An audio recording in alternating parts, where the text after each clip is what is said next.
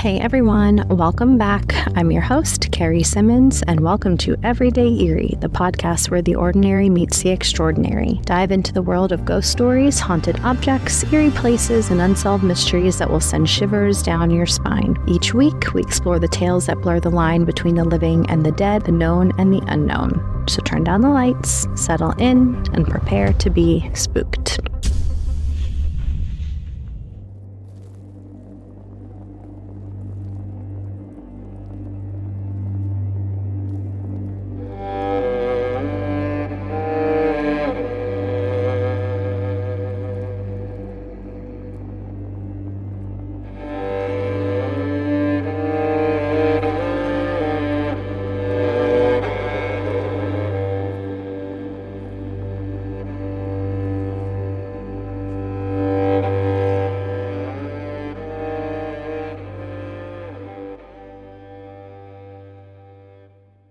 So on today's episode, we will touch on a few ghost stories from right here in my hometown of Charleston, South Carolina.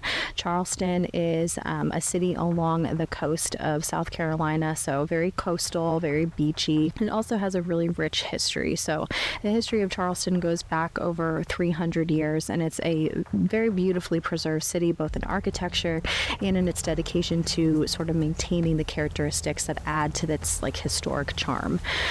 It's nicknamed the Holy City due to the many churches that one can find here, and due to the fact that no building may be taller than the city's tallest church steeple.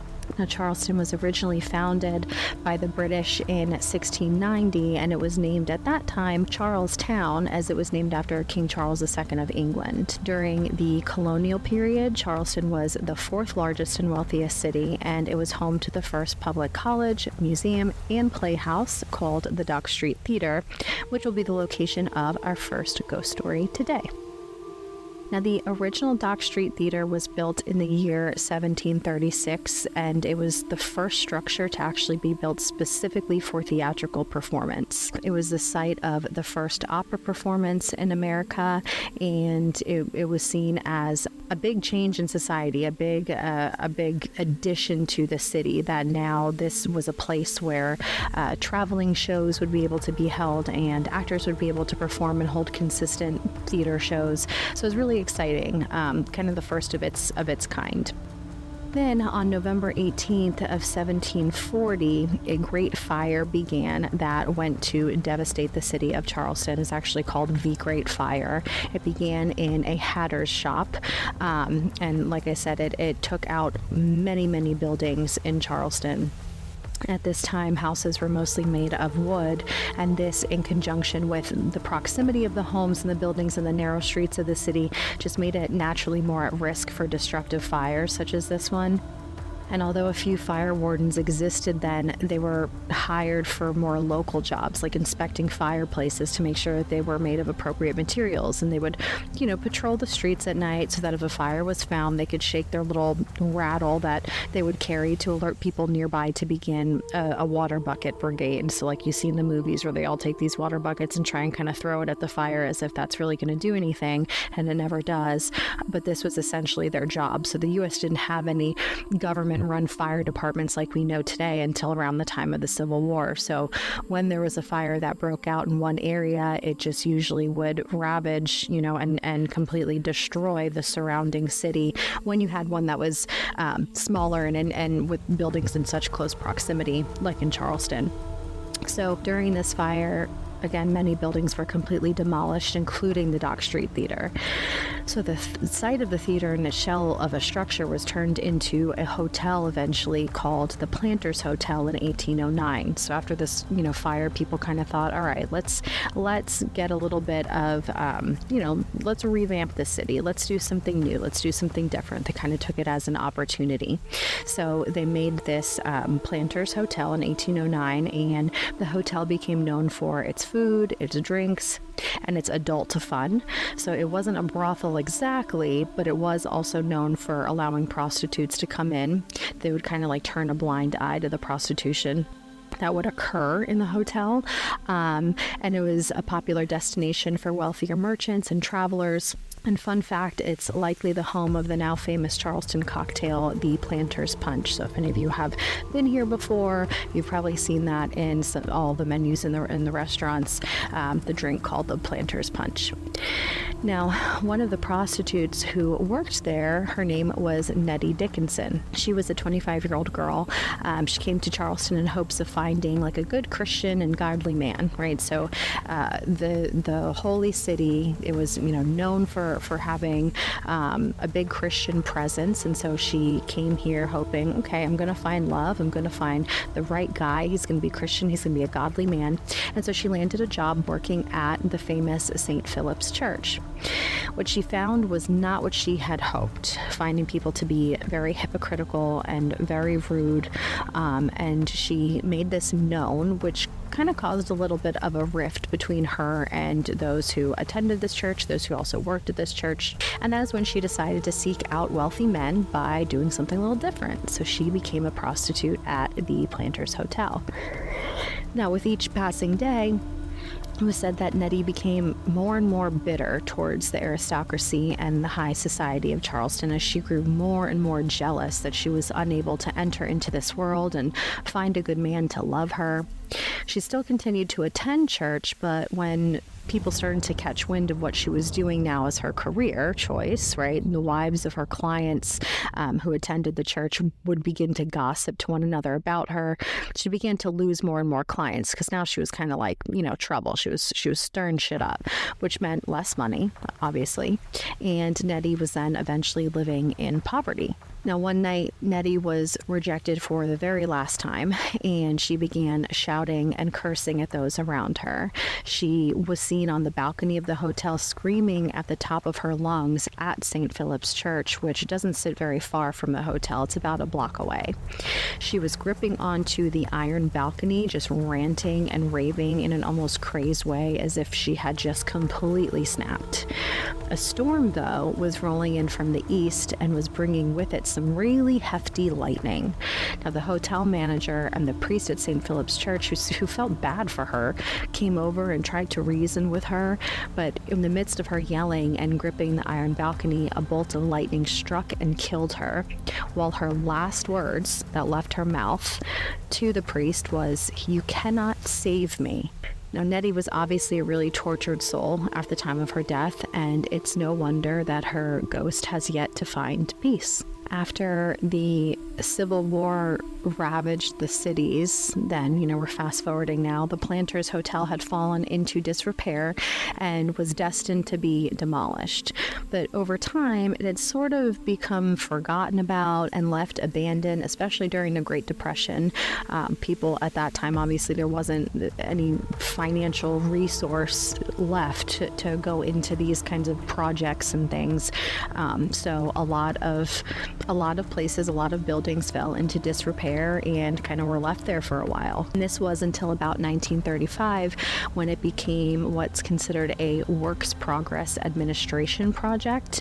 And this was under President Franklin D. Roosevelt, and it was converted back to a theater at that time as a way of preserving history, as a way of trying to clean up from the Great Depression, kind of bring back a little bit of what made some of these cities great cities and unique cities.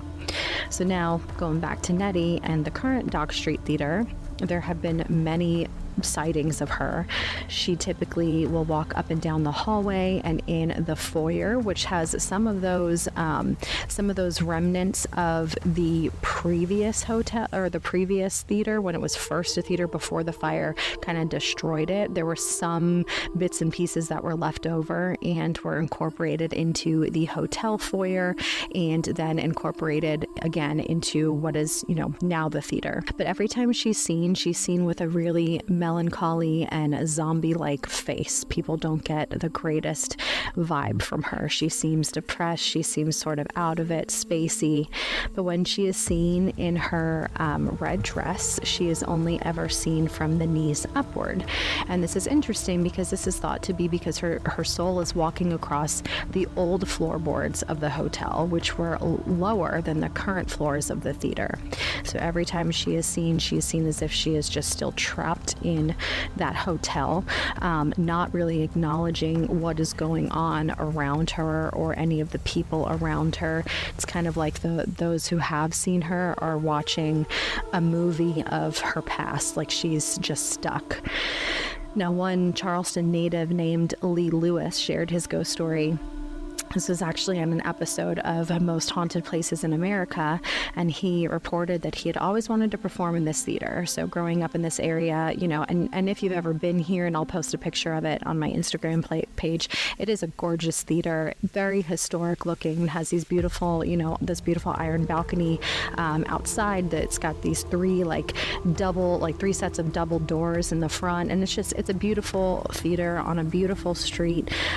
So yeah, if you're an actor and this is your thing, seeing a theater like that that's historic, that has such a place in the city's history as well as really American history, because it was the first of its kind, it would be something that you'd want to do.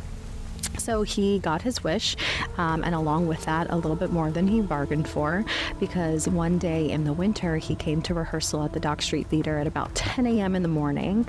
He showed up right on time, but when he entered the building, he found he was the only one there. So he sat along, you know, one of the theater rows at the front and decided to wait on the rest of his cast members, occupying his time reading through some of his lines, getting ready for rehearsal. Now, while reading through, he said that he saw a quick movement out of the corner of his eye, kind of creeping into his periphery. And when the feeling of something being near was no doubt, you know, just too much, he looked up and towards the right side when he saw a woman, again from the knees upward, gliding across the stage. At first, he was sort of taken aback by what he was seeing. And he gets up to investigate further, and he found again that he was completely alone on stage and in, you know, in that immediate part of the building.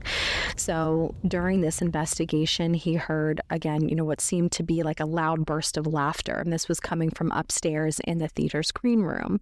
He described it as if someone had just like told a joke and someone just kind of bursted out laughing.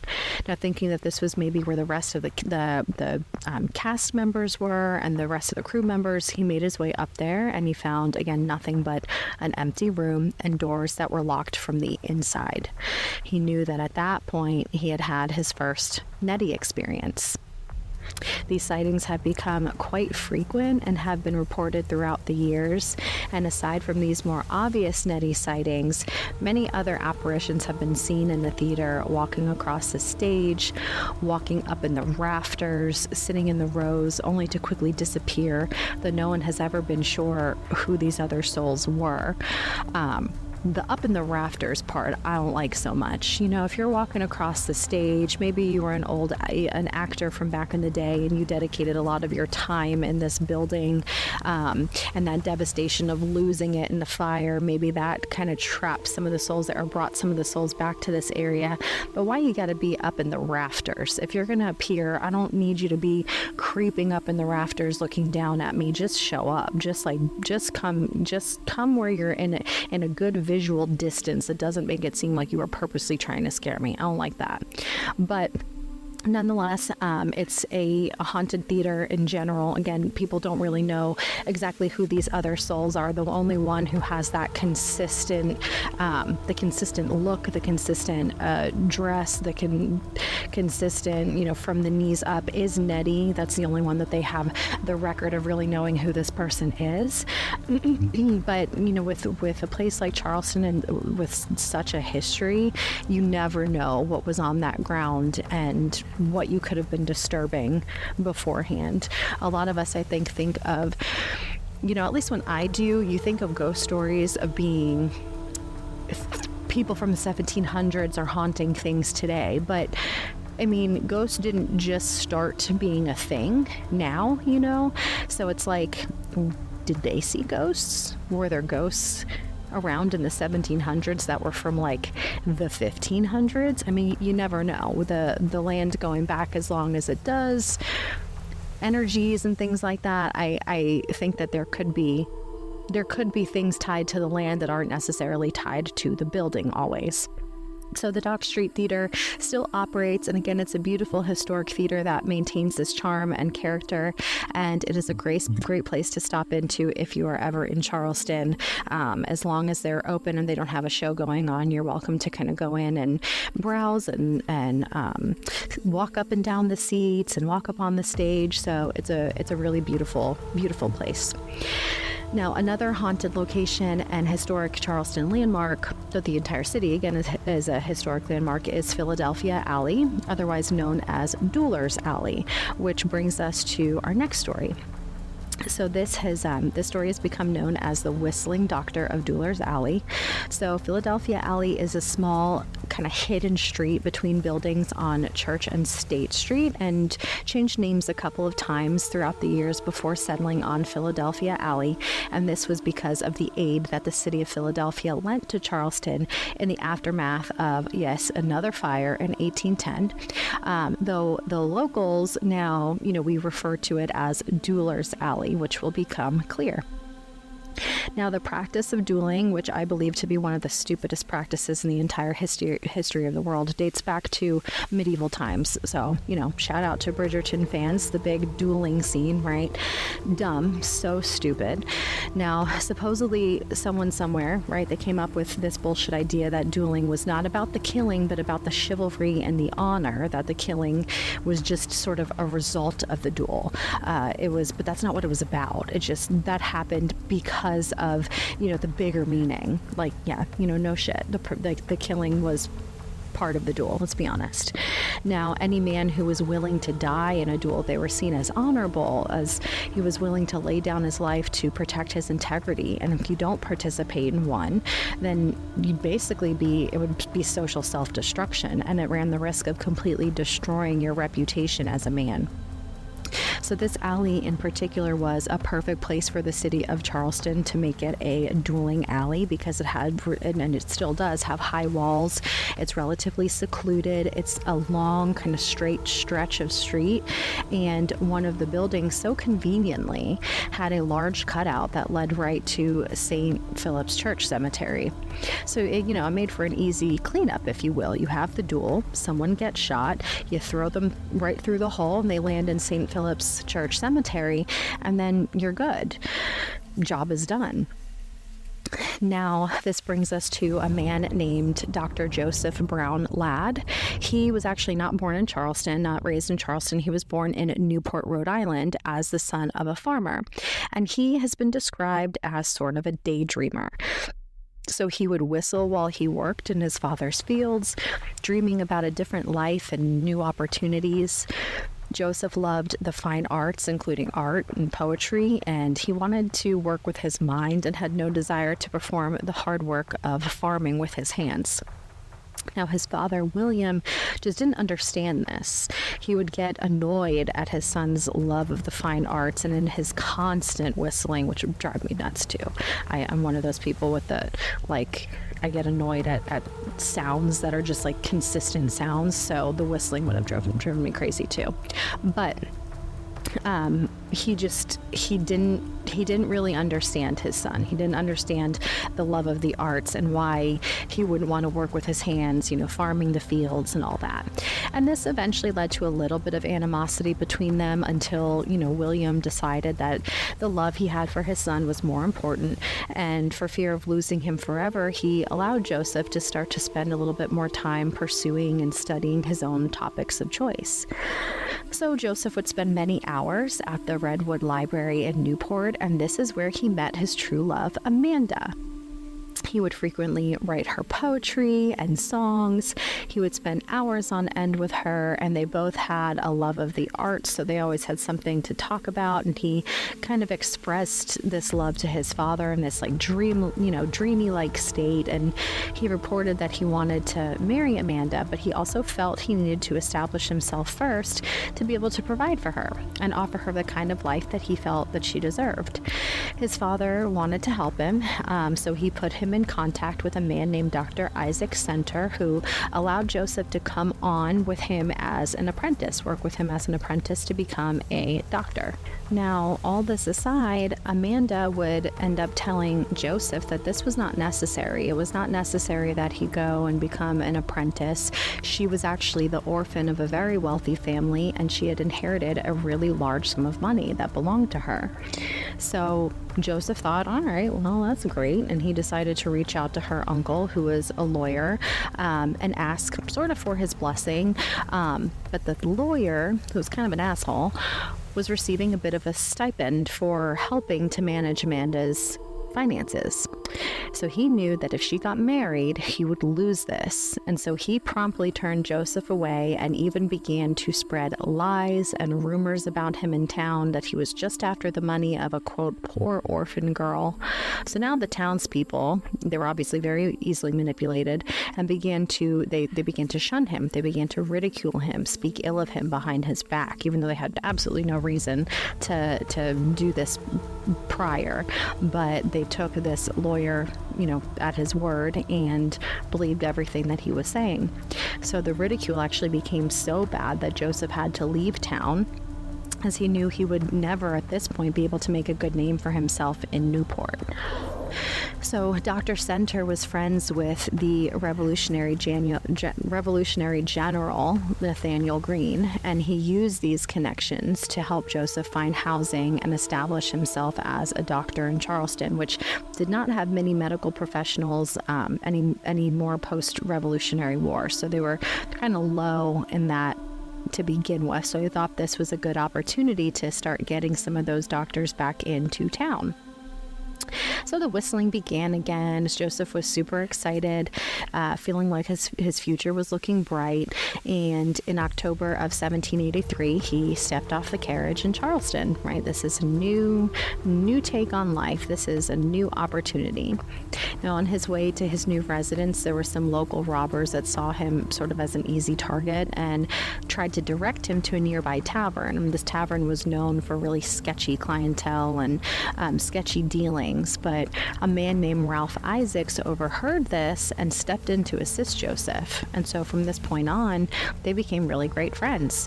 As Ralph was like, no, don't do it to this guy. Like, I'm not going to let you scam him. And Joseph was like, oh my God, thanks, man, for being there and for stepping in and helping me out. So over time, it wasn't really long before Joseph became a well-known and well-liked doctor in town, with people knowing him as the whistling doctor, as he was always cheerful and whistling. Now, his landladies thought the world of him, and when they developed a really good relationship and rapport with one another, that's when Joseph confided in them about the troubles he had had in Newport and about his love Amanda, who he was still writing to, still with. Obviously, he would continue to write her poetry and songs and things, but he was just, temporarily trying to make a name for himself before he called for Amanda to come to him. Now, his place in society grew and grew, and with this, so did the jealousy of Ralph Isaacs. The straw that broke the camel's back was one night at the theater when Joseph sat in a luxurious theater box, but Ralph had to sit in the regular seats. Oh my God, he was really butthurt about that. So upon walking home, Ralph kind of was in a shit mood, and he started to put down one of the actresses who Joseph defended, as she was young and she was just beginning her trade. And he said she did well for a person of her age and her experience level. And this, for whatever reason, angered Ralph even further. He was just looking for a fight. He was looking for a reason to get mad at Joseph. So at this point, he threatened to write Amanda and tell her that Joseph was infatuated with another woman. So he was like, oh yeah, I don't know why you're disagreeing with me, but I'm going to write Amanda. I'm going to tell her that you're in love with another woman. And so Joseph was like, what? He was really taken aback by his friend's just psychotic breakdown, and really hurt that he would try to go out of his way to cause all this chaos in his life.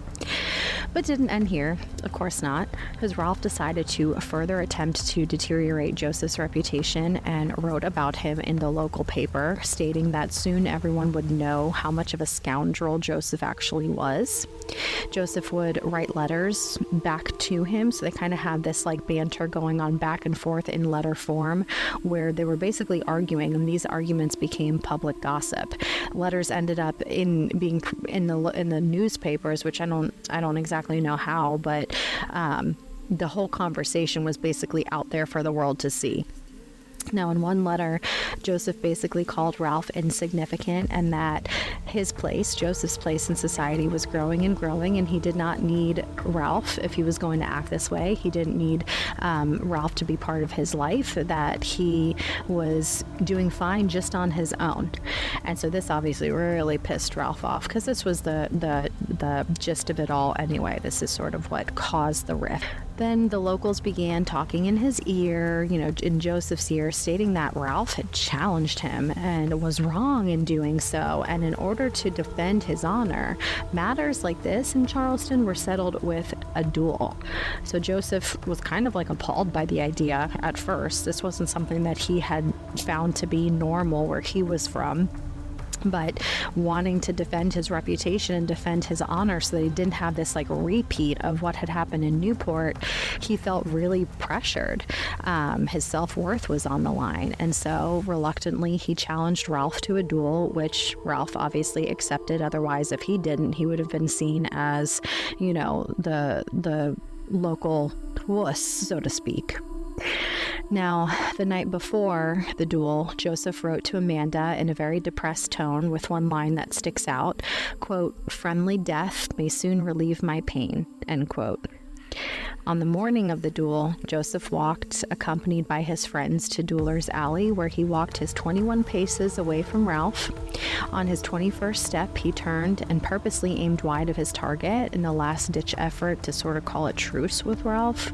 But Ralph, in his ridiculous immaturity and jealousy, took aim and fired not one, but 2 shots, both to Joseph's knees, which was considered a really cruel thing to do. So Joseph was taken back to his residence on 59 Church Street, where he ended up passing from infection from the gunshot wounds 10 days later at the age of 22. Not 100% sure how accurate this is, but there were some reports that said that prior to the duel, Joseph and Ralph kind of went back and forth about how they would do this, and they would purposely miss each other's shots just to make sure that nobody ended up actually getting hurt, but that they still protected their reputations. And that is why Joseph shot wide, so he could hold up his end of the bargain. But Ralph obviously had no intentions from the beginning of allowing Joseph to go free. So his idea of mercy was to shoot him both in the knees, to not kill him right away, but to allow him to experience a longer and more painful death, because both knees ended up getting significantly infected and gangrene 10 days later, taking his life. Throughout that time, but would end up taking his life 10 days later. And again, he was only 22, so all this had happened in such early years of his life. He had his entire life ahead of him, 22 years old, for some stupid tradition that makes absolutely no sense at all. But to this day, people have reported hearing the sound of gunshots when walking in this alley, as well as footsteps, and most famously, of course, whistling. The whistling will sometimes accompany the footsteps, getting sort of louder and then further away again, as if Dr. Ladd is making his way up and down the alley. Unexplained myths have been seen here as well as the feeling of being watched from the window of the nearby residence where he passed away. So this is another interesting area to visit when you're in Charleston. Again, it's kind of hidden between 2 buildings, so a lot of the times people will learn about it when they go on ghost tours or like history tours of the city. So it's not the most obvious place to find, but when you do go down the alley, there is a plaque there that talks about Dueling Alley and historically, what that means. So I will also include a picture of that on my Instagram page. So the next couple stories are personal stories.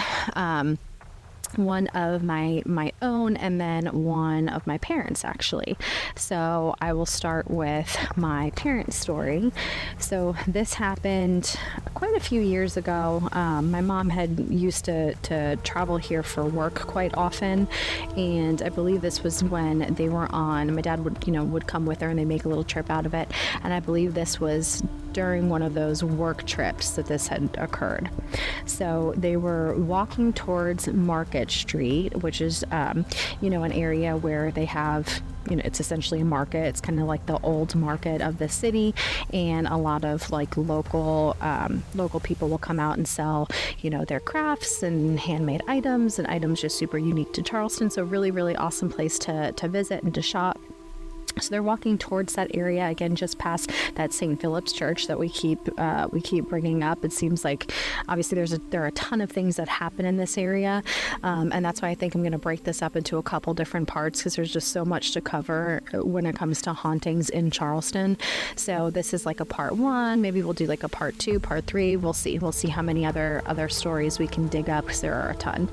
But so they were passing St. Philip's Church graveyard, and all of a sudden in front of them, almost seemingly coming out like right out of the graveyard, came two African American people, and they had no shoes on, and they were dressed in clothing of like the 1800s, like the early 1800s. And they were carrying like a bag, and the way my dad describes it, I kind of get the idea like the Huck Finn type bag, where it's like on a stick and there's a little sack tied at the end of it. And so they were going down the street on the left-hand side of the street, and over on the right-hand side of the street there was a ghost tour. So as my parents were watching them, they're sitting there thinking, is this, was there some kind of reenactment, which isn't something that really happens often in Charleston, and if it does, it's something that happens during the day. But these people, again, they had no shoes on, and it was a really, really cold night, so that already was a red flag and didn't make a lot of sense. They had no jackets, just these period clothing pieces, and they looked like they had to be somewhere. So the look on their faces was as if they were in a hurry or in a rush, kind of glancing over their shoulders, looking around them as if they had some place to be.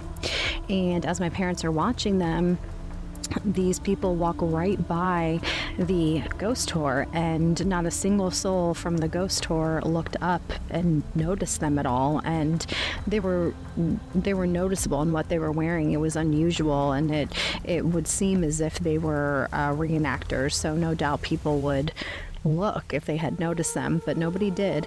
And they looked at each other kind of like, well, what did we just see? And when they looked up, they didn't see them anymore. They were gone. They had just completely disappeared. So it was as if maybe they were getting like a glimpse back in time to, unfortunately, slaves. It could have been. Maybe they were either in a hurry trying to get home, or on the run trying to escape. So the vibe that they gave off and the facial expressions they gave off were that of meaning business, a little bit of fear, and needing to scoot, basically.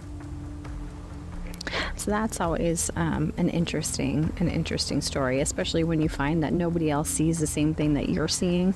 And for my mom's a bit of a skeptic too, and so one of those people that you think of a logical explanation and you try not to just jump to the conclusion of something being paranormal in nature. But when the proof is in the pudding and you see people dressed in clothing that they should not be dressed in at that time, and they're not wearing shoes or jackets on a cold night, and it looks like they're in a hurry and maybe either on the run or just like quickly trying to get back to wherever they were going, it becomes a little bit suspicious. So that's a really interesting story. Now, my own interesting story, my husband and I, and this happened in like broad daylight in the afternoon, maybe around 3 or 4 o'clock. It happened before we were married, quite a bit of time ago, and we were just walking again on that same street, so around the Market Street, St. Philip's Street. It's a really popular area because of the market, so it's not unusual for a lot of stories to be in that region. But so we were over there just walking around the market, walking up and down the streets, and we always like to walk up and down the cobblestone streets and past the old cemeteries and past some of those old houses. And so we were looking into the cemetery at the time, just kind of looking at some of the dates on the headstones, and we turn around and St. Philip's Church was behind us. And now as you look through the gates, the iron gates at St. Philip's Church, you could see in the backyard there's like a little playground, a little setup for kids, probably for Sunday school. But there was no one out there at the time. So we go back and turn around. We're kind of doing our thing, walking around a couple of the houses that are nearby, going back and forth between that and the cemetery. And we turn around again, and that's when we see a little boy swinging on the swings. He's completely by himself. There is not a single adult in sight. There are no other kids around, and he is just sort of staring at the ground, swinging at a very steady pace. He looked, I mean, if I had to guess, he looked like he was maybe 5. So a young kid, and he had dark hair, almost looked like a little like mushroom cut type haircut. We were too far to really see what he was wearing, but I remember seeing like higher socks, like socks that came, up past the ankles. So I'm assuming he was wearing shorts for me to have seen the socks there, almost like back in the like the Victorian days pictures you see there of kids wearing the little higher socks with their little shoes with little buttons on them. So it was, we were too far for me to actually know what the shoes and things would have looked like, but I did see the socks, so I'm pretty sure he was wearing shorts. And I remember this was during the summertime. So we thought that it was strange that he was just there by himself, and we hadn't noticed any children or anyone really in that vicinity at the time, and so it seemed really weird. So we kind of turned to each other and made a comment like, "You see that little boy like swinging on the swings? Super strange, super weird. I wonder where the adults are." And no sooner did we have that conversation, we turned back around and the swing was still moving, but the boy was no longer there. So that again happened in broad daylight, and it seemed to me to be way too quick of a time frame for him to have just jet off the swing and run inside, or whatever the case may be. And from the time that we saw him to the time that he disappeared was just like a few minutes. So like I said, in that time, we had looked and seen nobody, turned away from the church for a brief moment, turned back, saw the boy, turned away for a brief moment, turned back, boy was gone. So it was a really, really quick turnaround time. And like I said, this was in the middle of the late afternoon, so it's not like there were church services happening at this time. There was no Sunday school.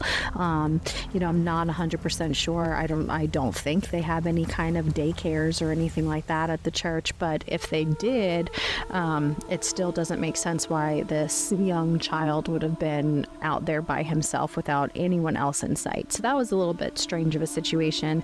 Obviously, I can't say 100% that, confirm that it was a ghost. I'm not really familiar. I can do a little bit of digging, but the times where I have looked it up before, just briefly, I never found anything about like a specific haunting involving a young boy at St. Philip's Church. But again, Charleston has such an intense history that who knows what's there? Who knows what's kind of lurking in the city, just attached to the grounds, attached to the buildings. So it's certainly not outside of the realm of possibilities.